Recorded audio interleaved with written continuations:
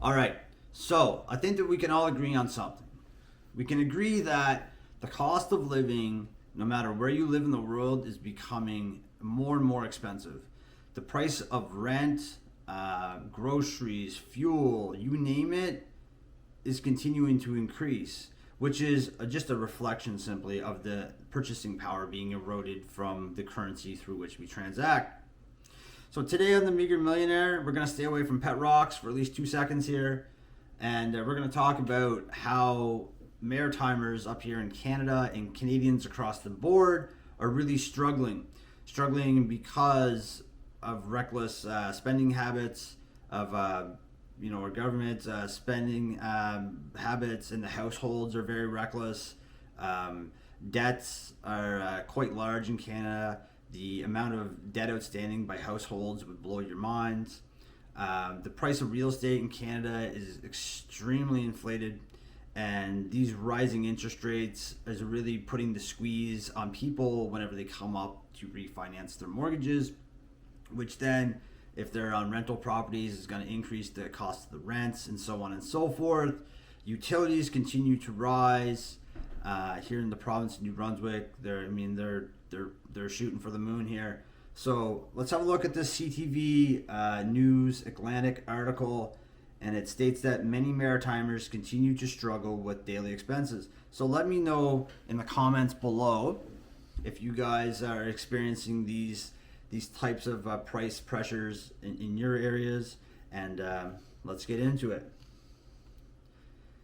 Many Maritimers continue to struggle to afford necessities like food, rent, and heat, according to a new study by Narrative Research. So, like I've previously stated here, I'll tell you what, the price of rents in the province of New Brunswick over the last, probably 2 years have probably gone up like at least 50%.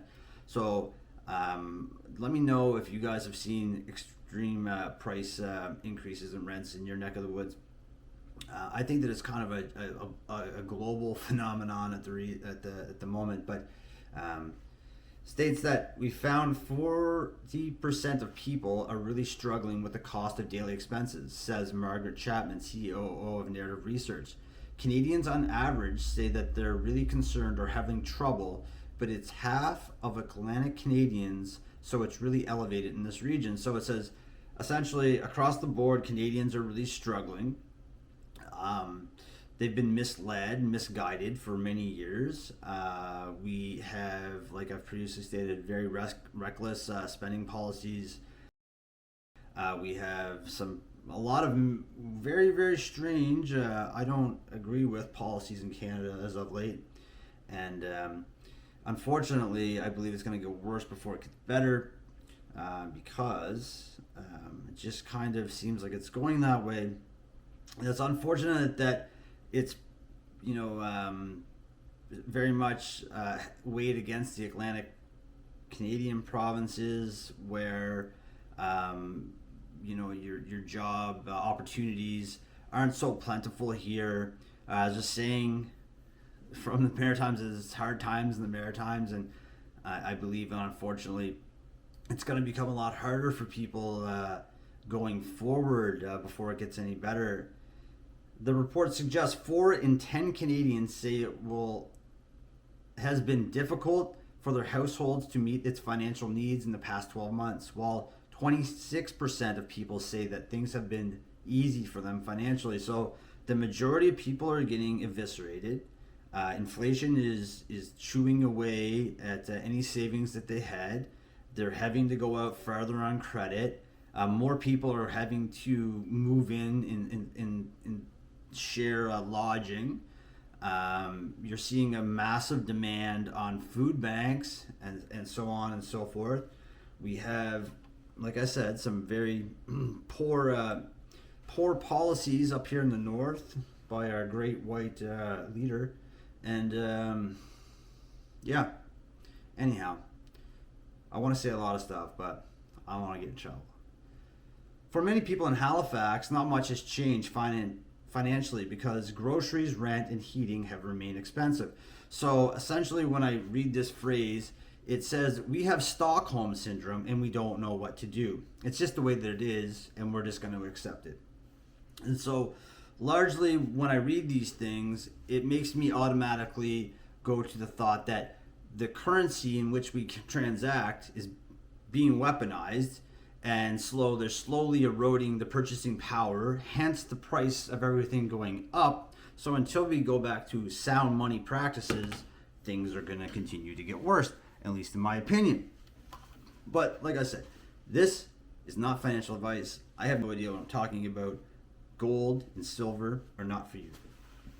For many people in Halifax, not much has changed.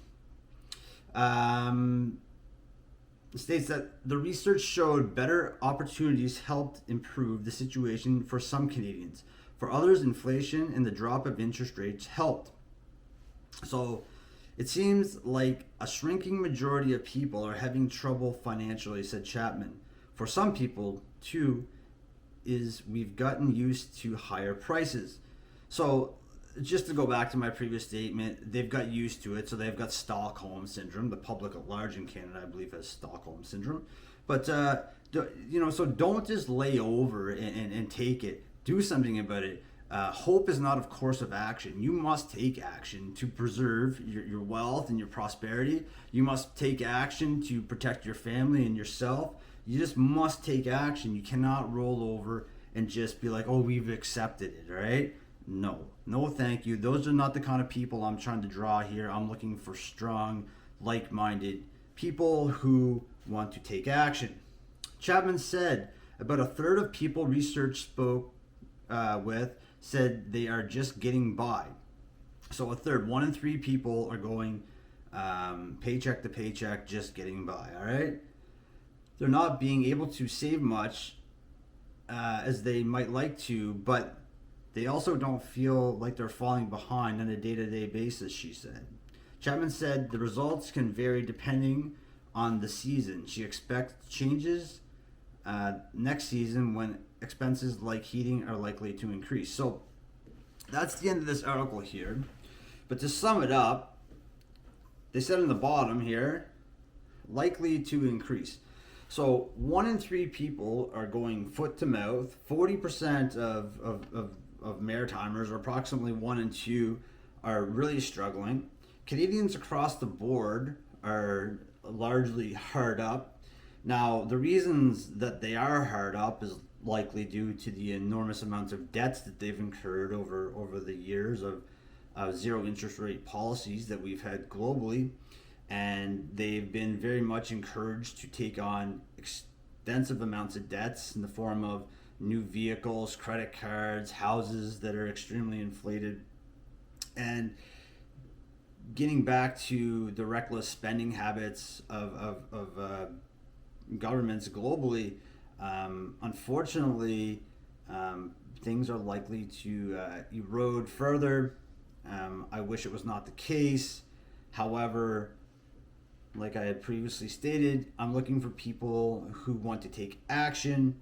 And so the form in which we take action is that we pay off our debts, we get ourselves in a better financial situation, so we are not subject to these inflationary pressures, or at least not to such an extent as others.